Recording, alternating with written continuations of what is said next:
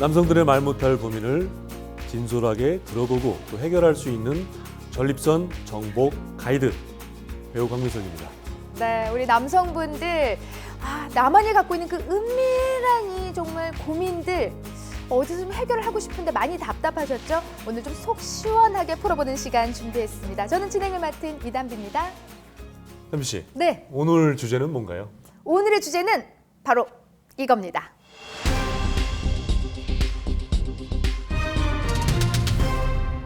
일단 그냥 속 시원한 쉬가 아니고요. 네. 이렇게 쉬하다가 정말 또 큰일 나는 병인데요. 자, 이름하여 배뇨장애 처방전을 공개하는 시간 준비했습니다. 그 감기처럼 누구에게나 찾아올 수도 있는 거고 네. 중년 남녀라면 다 고민을 안 할 수가 없는 증상이기도 합니다. 하고 계시죠 지금? 네, 아니라고 말은 못 드리겠습니다. 알겠습니다. 네. 그 배뇨 장애에 대해서 모든 것을 알려주실 가톨릭대 성모병원 배상락 교수님 모셨습니다. 안녕하십니까. 네, 어서 오세요.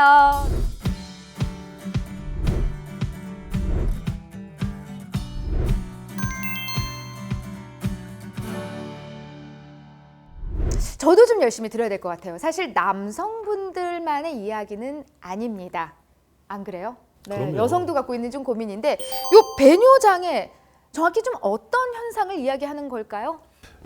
배뇨장애는 소변에 문제가 있는 것들을 다 통칭해서 하는 말입니다. 그래서 일반적으로 우리가 소변을 참기 어려운 과민성 방광 증후군이나 소변이 새어나오는 요실금, 그리고 소변을 자주 보게 되는 빈뇨, 그리고 소변을 참기 어려운 급박뇨 등과 같이 여성의 경우에서는 폐경 이후의 호르몬 변화에 의해서 생기는 증상들을 말하게 되고, 남성의 경우에는 중년 이상에서 전립선 관련 질환과 동반되어 2차적으로 나타나는 경우가 많습니다. 근데 이제 그 과민성 방광이나 복압성 요실금 이런 것들은 저도 잘 처음 듣는 얘기들인데 모두 다 다른 질환들입니까? 일반적으로 방광염은 방광에 생기는 염증을 말하게 되고, 방광의 점막이나 점막 하층에 바이러스나 세균이 침투하여서 염증을 일으키는 질환을 말하게 됩니다. 과민성 방광은 글자에서도 아실 수 있듯이 방광이 예민해져서 소변을 참기가 어려워서 여러 가지 나타나는 빈뇨, 절박뇨 등과 같은 증상을 동반하는 경우를 말하게 되고, 복압성 요실금은 말 그대로 소변이 새어 나오는데 그 원인이 복압이 증가하게 되는 기침, 재채기, 운동 등과 같은 그런 원인에 의해서 유발되는 요실금을 통칭하는 개념입니다. 그 갑자기 막 기침하거나 갑자기 일어났을 때 이런 경우를 이야기하시는 건가요? 예, 맞습니다. 위에서 말씀하신 세 가지 질환은 사실은 이름은 다 다르지만 환자들이 보이는 증상은 굉장히 공통된 것들이 많을 수 있습니다. 예를 들어 과민성 방광과 방광염의 경우에는 소변을 자주 보게 되고, 소변을 참기가 어렵게 되고, 소변을 보고 난 이후에 잔뇨감을 느끼게 되며 드물게는 아랫배에 통증을 느끼게 되는 증상도 동반할 수 있습니다. 그러나 증상만으로는 이를 구분할 수가 없고, 둘을 구분하기 위해서는 반드시 소변 검사를 시행을 해서 염증 유무를 파악하는 것이 좋습니다. 그리고 복압성 요실금의 경우에는 우리가 소변을 참게 되는 관략근의 기능 부전으로 인해서 나타나게 되고, 평소에는 괜찮다가 기침, 재채기, 운동과 같이 복압이 증가하는 상황이 발생했을 때 소변이 새어나오는 증상을 말하게 되며, 가장 효과적인 방법은 수술적 치료가 되겠습니다. 이 배뇨장애가 말 그대로 우리가 좀 움직일 때 기침을 할 때나 이렇게 좀 소변이 좀 나올 때 있잖아요. 요 증상만 나타나도 바로 수술을 좀 해야 되는 건가요? 처음에 바로 수술을 하는 것이 아니라 먼저 체중 감량, 그리고 약물 치료, 행동요법, 그리고 케겔 운동과 같이 어떤 관략근을 강화시키는 운동을 통해서 먼저 보존적 치료를 시도해 볼 수 있고, 그런 경우가 실패한 경우에 수술적 치료를 선택하여도 무방합니다. 따라서 먼저 비뇨기과를 방문하여서 해당 행동요법이나 보존적 치료에 대해서 상의를 하시고 적절한 치료법을 선택하시는 것이 좋겠습니다. 저는 또 궁금한 게 네. 자다가 화장실에 이렇게 몇 번씩 왔다 갔다 하는 거 있잖아요. 네. 그럼 피곤하기도 하고 그것도 병인지. 야간에는 원래 정상적으로 소변을 안 보는 게, 아마 젊은 분들은 야간에 자다가 일어나서 소변을 보시는 일이 굉장히 드문 것으로 알려져 있습니다. 그러나 실제로 소변을 밤에 본다는 말은 야간에 우리가 수면 중에는 소변을 농축하는 기능들이 극대화되어서 실제로 소변을 적게 만들어지게 되는데, 이 기능이 약화되게 되면서 대개는 나이가 들면서 노령화가 일어나게 되면서 발생을 하게 되고, 이 경우에는 소변을 농축하는 능력이 떨어짐으로 인해서 소변의 생산량이 증가하게 되고, 그로 인해서 소변을 자주 보시게 됩니다. 그래서 실제로 소변을 보시는 것들은 어떤 수면의 방해나 이런 것들을 유발하게 되기 때문에 실제로 다음 날에 컨디션 저하를 또 유발하게 되고 그는 또 주간의 배뇨 증상을 유발하기 때문에 반드시 치료를 하시는 것이 좋습니다. 네. 아니 뭐 곽 배우님 경험이 있으신가 봐요. 자주 가세요? 저녁에? 한 번씩 음주 후에 아, 그런 네. 경험이 몇 번씩 있었던 것 같아요. 저도요. 그래요? 저는 여름에 수박 많이 먹으면 네.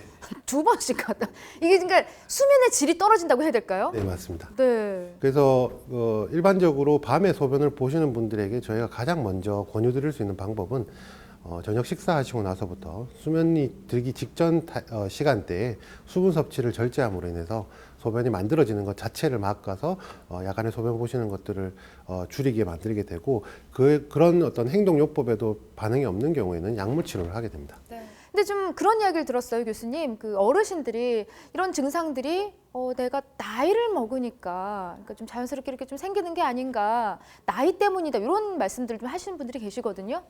어떤 노화에 의해서 생기는 변화를 당연한 것이라 여기지만 사실은 이런 배뇨 증상이나 이런 것들이 노화에 의해서 위험성이 증가하게 되고 나이가 드신 분들이 많이 나타나게 되는 건 당연하지만 모두가 그런 것은 아닙니다. 그래서 이런 밤에 소변을 보러 가시거나 하는 증상들이 있는 경우에는 실제로 배뇨에 문제가 있기 때문에 문제가 발생하게 되면 어떤 소변을 실제로 방광 내에 소변을 저장하는 기능적 방광 용적이라고 해서 이 방광을 채울 수 있는 능력이 떨어지게 되고 이 경우 소변을 자주 보러 가시게 됩니다. 그래서 그 외에 어떤 소변을 참기 어려운 과민성 방광의 경우에도 이런 증상들이 나타날 수가 있고 모두 질환적인 의미로 볼 수 있으며 나이가 들면 다 그런 것이 아니기 때문에 반드시 비뇨기과를 방문하여서 상담을 하시고 적절한 치료를 받으시는 것이 좋습니다. 네. 곽 배우님 이건 뭐 제 이제 이야기일 수도 있는데 네. 사실 지금 이야기를 듣다 보니까 이런 뭐 배뇨 장애나 이런 부분들은 비뇨의학과를 가야 되잖아요. 네. 근데 여자 입장에서 산부인과가 아니고 비뇨의학과를 가는 게 왠지 좀 저는 좀 문턱이 좀 높다고 생각했거든요. 그건 남성들만이 가는 곳, 남성들만의 과 이렇게 생각을 했는데 산부인과를 가면 그러면 안 되는 거네요. 배뇨 장애는요. 일반적으로 비뇨기과는 이제 특히나 한국에서는 어떤 생식을 담당하는 특히나 남성 생식을 담당하는 과의 의미가 강하다라고 많이들 알려져 있고 그렇게 인식되어 있습니다. 근데 실제로 비뇨기과에서 담당하는 영역은 소변을 만들고 저장하고 배출시키는 배뇨에 대한 장기도 다 포함이 되어 있고 여성의 경우에는 어떤 이런 외성기, 그러니까 질이라는 외성기와 요도 입구가 같은 위치에 위치를 하고 있고 그러다 보니까 상대적으로 어떤 그 좀 노출시키기 부끄러운 부분에 대해서 요도가 같이 포함이 되어 있다 보니까 진찰을 받거나 문진을 받거나 할 때 좀 부끄러워하시는 경우가 많고 그래서 산부인과를 많이 가시는데요. 실제로는 요도나 방광 이런 것들은 소변을 저장하고 배출하는 장기에 해당이 되기 때문에 비뇨기과를 가시는 것이 맞습니다. 물론 이제 일반적으로 많이들 가시지만 저는 이제는 좀 바뀌어야 된다고 생각합니다. 비뇨기과를 가시는 것이 맞습니다. 교수님 저 갈게요. 인식이 정말 바뀌어야 될 것 같아요. 네. 아, 궁금한 분들이 더 많아졌어요. 네. 네. 저는 이 부분이 좀 더 궁금하기도 했었는데 그 소변이 마렵지 않은데도 억지로 소변을 보는 게 좋은 건지 나쁜 건지. 오. 네. 일반적으로 소변은 참지 않는 것이 좋다라고 말하는 분들도 계시고 소변을 참는 것이 좋다라고 말하는 분들도 계십니다. 그러나 본인이 생각하셨을 때 본인이 정상적인 수분 섭취를 하고 있는 상황이라면 하루에 5번에서 7번 정도 소변을 보러 가시는 것들이 정상이고 배뇨 시간으로 24시간으로 나누어서 따져보면 약 한 3시간에서 5시간에 한 번 화장실을 가는 것들이 정상입니다. 그래서 본인의 수분 섭취 습관을 반드시 확인을 해서 정상적으로 내가 남들과 비교해서 크게 적게 먹는다거나 크게 많이 먹는다거나 하지 않을 때는 한 3시간에서 4시간에 한 번 또는 뭐 많게는 5시간에 한 번은 화장실을 가는 것들이 정상이고 그 이상을 초과하는 것들은 어떤 소변을 너무 참는 것들이 되고 반대로 소변을 너무 자주 가는 것도 문제가 된다고 볼 수 있습니다. 이 경우에는 사실은 학습이 되어서 실제로 방광이 차지하는데 소변을 보러 가게 되고 그 경우에는 나중에 돌이킬 수 없이 자주 보러 가게 되는 것들로 이어지게 됩니다. 그래서 너무 참는 것도 좋지 않지만 반대로 너무 안 참는 것도 좋지 않습니다. 혹시 그 담비 씨도 그러겠지만 그 집안 식구들 중에 혈압약을 복용하는 사람들 중에 화장실을 자주 가시는 분들이 간혹가다 계시더라고요. 네. 가성비가 가장 좋은 혈압약은 이뇨제입니다.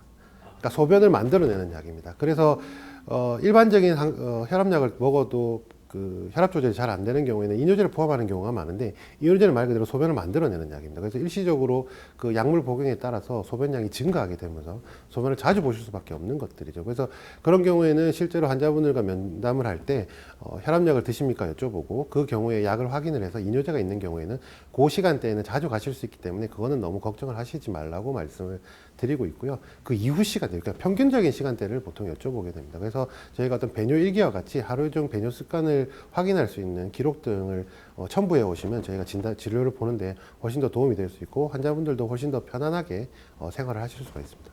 네. 자, 배뇨장의 모든 것 이어서 좀 살펴볼 텐데, 많은 여성분들이 이런 궁금증을 또 문의를 하셨습니다. 여성분인데요. 나는 전립선이 없는데, 근데 소변 줄기가 이렇게 약해질 수 있냐? 뭐 이런 좀 부분들을 많이 궁금해 하셨거든요. 여성에서는 남성에서와 다르게 전립선이라는 장기가 흔적 기관처럼 남아있지 않고 방광에서 바로 요도로 연결이 되는데 이 경우에는 대표적으로 생각할 수 있는 것들이 어떤 방광에서 소변을 밀어내주는 기능이 떨어지는, 그러니까 힘이 떨어지는 경우라든지 아니면 남성에서와는 조금 다르긴 하지만 소변이 흘러나오는 요도가 좁아지거나 이런 경우를 말하게 됩니다. 그래서 기능이 떨어지는 경우에는 약물 치료를 통해서 이런 잔뇨를 줄이거나 방광의 수축력을 증가시키는 약물들을 투여할 수 있게 되고 보통 요도가 좁아지는 경우에는 흔하진 않지만 만성 요도염 등과 같이 어떤 요도가 협착이 생기는 경우, 그리고 여성에서는 카룬클이라고 해서 요도 입구 쪽에 양성 종양이 발생을 해서 악성이 아니고 양성 종양이 발생을 해서 그런 것들이 소변의 흐름을 막게 되면 요도가 좁아지게 되고 소변이 얇게 나올 수가 있습니다. 그리고 조금 드문 경우긴 하지만 소변을 너무 오래 참아도 방광의 수축력이 떨어질 수 있습니다. 그런 경우에는 또 소변을 자주 보게 되고 보고 나도 잔뇨감이 있게 되는데 실제로 잔뇨가 남아서 소변을 자주 보는 경우가 생길 수 있습니다. 그래서 원인이 어떤 거에 따라 다르기 때문에 정확한 진단이 필요합니다. 네. 그래도 궁금해지는데 그럼 치료 방법들에는 좀 어떤 것들이 있을까요? 일반적으로 여성이 소변 줄기가 약하게 나오는 것들은 어떤 그 원인 질환이 어떻게 되느냐에 따라 다르겠지만 일반적으로 아까 말씀드렸듯이 방광의 기능이 약화되는 경우가 많기 때문에 어떤 방광의 수축력을 증가시키거나 배뇨를 원활하게 하는 약물 치료를 보통 주로 하게 됩니다. 그 외에 어떤 아까 말씀드린 카룬클이라든지 요도 협착과 같은 경우에는 어떤 간단한 요도를 확장해주는 시술에서부터 카룬클이라고 하는 그 요도 양성 종양을 제거하는 수술까지 다양하게 존재를 하게 됩니다. 네. 자, 다음 궁금증 좀 이어가 보도록 하겠습니다. 아유, 곽 배우님, 저만 너무 좀 계속 궁금했던 것 같아요. 제가 유독 좀 관심이 많이 갔는데, 근데 좀 네. 궁금한 거 좀 풀어보세요. 그러니까요. 그 배뇨장애 약을 먹으면 소변 줄기 검사를 꼭 해야 하는지 궁금해하는 분들이 계시더라고요. 네네. 소변 줄기 검사는 어떤 그 실제로 변기처럼 생긴 기계에 실제로 환자분들이 소변을 보게 해서 그런 것들을 또 소변에 대한 객관적인 데이터를 측정하는 기계입니다. 그래서 우리가 일반적으로 어떤 배뇨라는 것들은 본인만이 느끼는 증상이고 본인만이 느끼는 불편감이기 때문에 실제로 어떤 그 주관적인 증상을 파악하는 설문지를 통해서 어떤 증상의 정도를 일단 1차적으로 먼저 파악을 하게 되고요. 그런 것들을 통해서 우리가 질병을 의심하거나 진단을 하였을 때 실제로 환자의 배뇨 상태가 어떤지에 대한 객관적인 지표가 사실은 필요하게 됩니다. 그래서 그런 객관적인 지표를 제공하는 가장 대표적인 검사가 요속 검사인데 필수 검사는 아닙니다. 그러나 한번 시행을 하게 되면 약물 치료를 하거나 수술적 치료를 시행했을 때 이후에 경과 관찰상에서 배뇨가 좋아졌다는 것을 확인할 수 있는 어떤 비교 대상이 될 수도 있기 때문에 어떤 객관적 근거를 제공하는 하나의 검사로서는 필요성이 있고 필수적인 것은 아닙니다. 네. 또 많은 분들이 좀 이 부분을 좀 문의를 하셨는데요. 그러니까 소변을 좀 넣긴 넣었어요. 넣었는데 뭔가 좀 불편한 거야. 이게 좀 덜 했다고 해야 될까요? 좀 하면서 좀 소변 넣을 때 좀 아프기도 하고요, 교수님. 뭔가 좀 남아 있는 것 같은 느낌이 들고 개운하지 않은 느낌 있잖아요. 네네. 이것도 어떻게 좀 바로 문제가 있다 이야기할 수 있는 거예요? 네, 그럴 수 있습니다. 네. 소변을 볼 때 통증이 동반이 되고 그다음에 자주 보게 되고 그렇지만 잔뇨감이 남아있는 것 같은 증상이 있게 되고 심한 경우에는 아랫배 통증을 느끼는 경우에 그리고 또 어떤 경우에는 가끔 소변에 피가 섞여 나오는 경우도 있습니다. 그래서 이 경우는 보통 비뇨기과로 오셔서 검사를 하시게 되면 대표적으로 요로 감염이나 아니면 요로 결석을 의심해 볼 수 있습니다. 그러나 가장 흔한 것들은 아마 요로 감염이 될 것 같은데요. 요로 감염의 경우에는 어떤 세균이나 바이러스에 의한 점막 자극 증상으로 소변을 자주 보고 소변에 대한 잔뇨감을 느끼거나 실제로 그것 때문에 염증이 있어서 통증을 느끼거나 하는 경우가 있을 수 있고, 염증이 심한 경우에는 혈뇨를 동반하시는 경우도 있습니다. 그래서 이런 경우는 항생제 치료를 통해서 어떤 증상 완화를 할 수가 있습니다. 그리고 요로 결석의 경우에도 하부 요로 결석이라고 해서 아래 그 방광 근처에 결석이 있는 경우에는 이런 식으로 배뇨 증상을 동반하면서 혈뇨와 통증을 동반할 수 있기 때문에 이런 것들에 대한 감별이 필요합니다. 우리 곽 배우님은 이렇게 좀 교수님의 이야기를 듣다 보니까 뭔가 이렇게 고민도 되면서 뭔가 좀 깨달음도 되는데 걱정이 많이 좀 느껴져요 지금요. 네. 진지해지는 것 같아요. 진지해져요? 네, 주변에서 들은 얘기들도 많고 네네. 남자들이 또 이제 중년 넘어가면은 이런 문제들이 하나씩 이렇게 불거져 나오는 것 같더라고요. 보니까. 네네. 그래서 실제로 이런 분들이 있을 때 적절하게 치료를 받는 것들이 중요합니다. 이런 방광염이 있으신 경우에는 자가 체크를 할 수도 있겠으나 반드시 비뇨기과를 방문하여서 소변 검사와 요 배양 검사를 해서 실제로 어떤 원인균에 의해서 발생한 방광염인지 확인을 하는 것들이 좋고, 1년에 3번 이상 그리고 6개월에 2번 이상 발생하는 경우에는 재발성 방광염이라고 해서 이 경우에는 다른 원인을 가지는 경우가 많습니다. 그래서 그런 경우는 정밀 검사 등이 추가적으로 필요한 경우가 있고, 보통 이런 경우에는 적절한 항생제를 선택을 해서 충분한 기간 동안 먹는 것들이 중요합니다. 그래서 일반적으로 환자분들이 방광염 치료에 실패하는 경우에 가장 많은 경우가 약을 충분히 먹지 않아도 증상이 소실이 되면 방광염이 다 나은 것처럼 약을 중단하는 경우가 있는데, 그런 경우에는 항생제의 내성을 키우게 되고 치료 실패로 가는 가장 빠른 지름길이 됩니다. 그래서 처방이 되어 있는 약들은 충분히 복용을 하시고 증상을 확인하는 것이 좋습니다. 네. 얼마나 가면 자주 간다고 볼 수 있을까요? 글쎄요, 교수 얼마나 가면은 자주 간다, 이거 좀 문제 있다 이렇게 이야기할 수 있어요? 정상은 없습니다. 그래서 나의 수분 섭취 습관, 그리고 내가 지금 현재 처해 있는 어떤 기후 상태나 아니면 생활 습관, 기저 질환 등에 대해서 다 차이가 있기 때문에 개별적으로 어떤 것들이 딱 정해진 정상이라고 말할 수는 없겠지만, 일반적으로 말씀드리는 소변을 자주 본다의 개념은 하루에 한 5번에서 7번 정도 소변을 보는 것들을 정상이라고 보고, 그거보다 적으면 소변을 너무 적게 보신다고 말씀을 드리고, 많이 보면 소변을 이제 자주 보는 빈뇨 증상이 있다고 말씀을 드리게 되는데, 빈뇨 증상의 대표적인 증상인 과민성 방광 증후군 같은 경우에는 대한 배뇨장애 요실금 학회에서 어떤 과민성 방광에 대한 자가 진단법을 제시하고 있습니다. 먼저 살펴보면 하루에 소변을 8번 이상 본다. 그리고 화장실을 너무 자주 가서 일에 방해가 된다. 나는 소변이 마려우면 참지 못한다. 수면 중에 2회 이상 화장실을 이용한다. 화장실에서 옷을 내리기 전에 소변이 나와서 옷을 버리는 경우가 있다. 소변이 불편함으로 패드나 기저귀를 사용할 때가 있다. 어느 장소에 가더라도 미리 화장실의 위치를 확인을 한다. 소변이 셀까봐 음료 섭취를 제한하는 경우가 있다. 화장실이 없을 것 같은 장소는 피하게 된다. 중에 한 가지만 해당이 되어도 과민성 방광이라고 생각을 해볼 수가 있게 되고, 반드시 비뇨기과 진료를 보시는 것들이 좋습니다. 교수님, 좀 더 그럼 내가 심리적으로 좀 안정을 취하면 덜 갈 수도 있다, 화장실을, 이렇게 좀 이어질까요, 내용이? 본인이 가지는 어떤 의식적인 행동이 배뇨에 영향을 미치지 않는다는 걸 아셔야 되고, 그로 인해서 실제로 어떤 소변에 대한 변화가 있는 것들을 인지하시는 것이 중요합니다. 이게 이렇게 되는 것 중에 또 하나는, 어떤 우리가 과민성 방광이라고 아까 말씀드린 질환의 경우에는 글자 자체에 과민이라는 말이 붙어 있다 보니까 이게 꼭 예민하면 더 심할 것 같고 스트레스 받으면 더 심할 것 같다라고 하지만, 이거는 어떤 단어의 해석에서 오는 변화인 거고, 그러니까 정의인 거고, 그 과민하다는 것은 배뇨근이 어떤 정상적인 방광 자극에 대해 과민하다는 거지 내 스스로가 다 과민하다는 것이 아니기 때문에 구분하실 필요가 있습니다. 그래서 실제로 심리적인 안정을 취한다고 해서 소변을 덜 보는 것은 아닌 것으로 알고 있습니다. 아니 저는 근데 교수님, 저 같은 경우에는 엄청 급할 때요, 마음속으로 이렇게 생각하거든요. 곧 화장실이 곧 내 앞에 있을 것이다. 조금만 참자, 조금만 참자. 이렇게 하면은 뭔가 좀 진정이 되는 느낌이 들던데요. 이제 그때 작용하는 것들이 외유오도 간략근이라는 거죠. 내가 이제 뭐 다리를 비틀어 꼬거나 네, 그쵸. 아랫배에 힘을 심하게 주거나 꼬고 앉아있죠. 네네. 그렇게 되는 경우에 이제 소변을 참게 하는 근육들이 외유오도 간략근에 해당이 되는 것들이고, 그런 것들이 내 의지로 조절할 수 있는 것들입니다. 그러나 실제로 방광은 한 번의 요일을 느끼는 것들이 아니고 보통 3번, 뭐 많게는 4번까지도 요일을 느끼는 것으로 되어 있습니다. 그래서 어떤 적은 용량에도 잠깐 요일을 느끼지만 참을 수가 있고, 또 그 이후에도 방광이 어느 정도 한 75%에서 80% 이상 말 그대로 거의 가득 찬 상태에서도 요일을 강하게 느끼지만 일시적으로 참는 것들이 가능하게 되고 그게 어떤 특정 용량을 넘어가게 되거나 개인에 따라서는 어떤 시간대를 지나게 되면 소변을 참기가 어렵게 되기 때문에 그때는 진짜로 소변을 실수하시는 경우가 생길 수가 있습니다. 그래서 어떤 참을 수 있는 것도 일정 시간만큼은 가능은 합니다. 그러나 장시간은 힘들 거라고 봅니다. 알겠습니다. 참지 않겠습니다. 우리 어머님 말씀이 맞았네요. 항상 그랬거든요. 너 마려운 거 참으면 병 된다 항상 이러셨는데 너무 참으시면 안 돼요. 자, 오늘 배뇨장애에 대한 궁금증 어떻게 좀 여러분들 속 시원하게 좀 풀렸는지 모르겠습니다. 우리 교수님이 짚어주신 이 자가 진단법 좀 체크를 하셔서 그 중에 하나라도 적용이 된다면 바로 비뇨학과를 방문을 하셔야 될 것 같습니다. 네.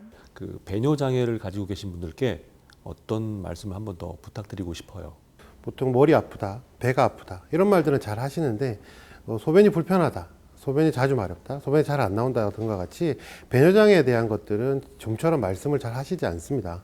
그래서 이런 부분에 대해서는 내가 소변이 하루에도 5번, 8번 이렇게 자주 보시게 되기 때문에 흔하게 접하게 되는 상황들이고 이런 부분들은 당당하게 밝히고 치료를 받으시면 됩니다. 그리고 부끄럽다고 감추거나 그리고 나이가 들었다고 당연하게 생각하시면 절대 안 됩니다. 그러지 않는 것들이 정상일 수 있기 때문에 주위에 당당하게 이런 고민들이 있으시면 말씀을 하시고 병원을 가셔서 비뇨기과 전문의에게 상담을 받으시고 치료를 받으시는 것들이 필요하다고 꼭 말씀드리고 싶습니다. 과민성 방광 예방법을 살펴볼까요? 첫 번째, 자극적인 음식이나 커피, 탄산음료 섭취를 줄인다. 두 번째, 수분의 섭취는 과다하지 않게 적당히 섭취한다. 세 번째, 변비를 잘 조절한다. 네 번째, 골반적인 강화 운동을 지속적으로 실천해 줍니다. 네, 오늘 함께해 주신 가톨릭대 의정부 성모병원 배상락 교수님 좋은 정보 그리고 말씀 감사드립니다. 네, 네, 감사합니다. 고맙습니다. 네, 오늘 시간은 여기까지입니다. 저는 진행을 맡은 이단비였고요. 저는 광민석이었습니다. 네, 감사합니다.